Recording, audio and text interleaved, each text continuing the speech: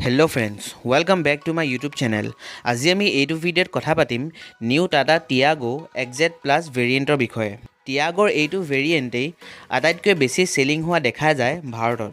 এইটো ভিডিঅ'ত মই আপোনালোকক জনাম যে এই গাড়ীখনত আপোনালোকে কি স্পেচিফিকেশ্যন তথা কি ফিচাৰ্ছ পাব আৰু লগতে 2022 চনত এই গাড়ীখনৰ দাম কি চলি আছে আৰু যদি আপোনালোকে এই গাড়ীখন ফাইনেন্সত কিনে তেন্তে কিমান ডাউন পে'মেণ্ট দিব লাগিব আৰু মাহত আপোনালোকে কিমান EMI দিব লাগিব এই সকলোখিনিৰ বিষয়ে আজি মই আপোনালোকক এইটো ভিডিঅ'ত জনাম।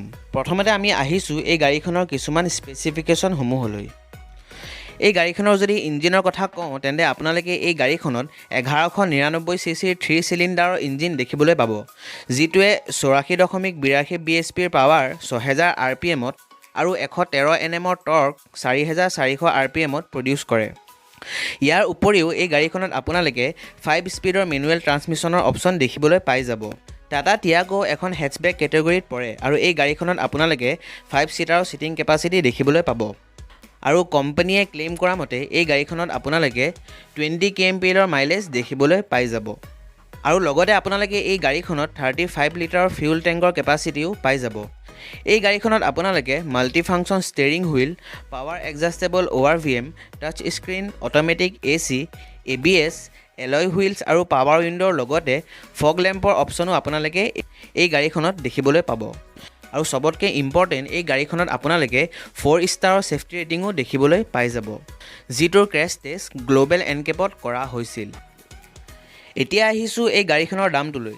যদি আপোনালোকে এই গাড়ীখন গুৱাহাটীৰ পৰা কিনে তেন্তে এই গাড়ীখনৰ এক্স-শ্ব'ৰুম প্ৰাইচ হ'ব 6,82,900 টকা আৰু RTO আৰু ইঞ্চুৰেঞ্চ মিলাই এই গাড়ীখনৰ টোটেল অন ৰোড প্ৰাইচ হ'ব 7,67,886 টকা। আপোনালোকে মোবাইলৰ স্ক্ৰীণত ডিটেইলছসমূহ চাব পাৰে।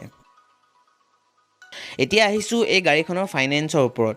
যদি আপোনালোকে এই গাড়ীখন ফাইনেন্সত কিনে তেন্তে কিমান ডাউন পে'মেণ্ট দিব লাগিব আৰু মন্থলি EMI কিমান আহিব আপোনালোকৰ।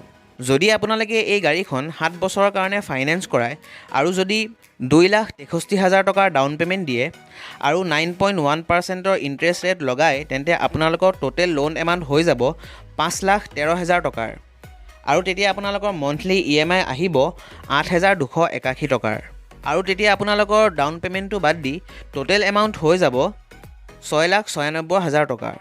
বন্ধুসকল, আপোনালোকে এটা কথা ইয়াত মন কৰিব যে আপোনালোকে ডাউন পে'মেণ্টটো অলপ কমাই দিব পাৰে, তেতিয়া আপোনালোকৰ মন্থলি EMIটো অলপ বেছিকৈ আহিব। ঠিক সেইদৰে আপোনালোকে এই গাড়ীখনত 6 বছৰ আৰু 5 বছৰৰ কাৰণেও ফাইনেন্স কৰাব পাৰে। তেন্তে আজিলৈ ইমানেই বন্ধুসকল। যদি আপোনালোকৰ ভিডিঅ'টো চাই ভাল লাগিলে লাইক আৰু কমেণ্ট কৰিব আৰু আগলৈ গাড়ী আৰু বাইকৰ বিষয়ে এনেকুৱা ইনফৰ্মেটিভ ভিডিঅ'সমূহ চাবলৈ মোৰ চেনেলটো ছাবস্ক্ৰাইব কৰি দিব। ধন্যবাদ।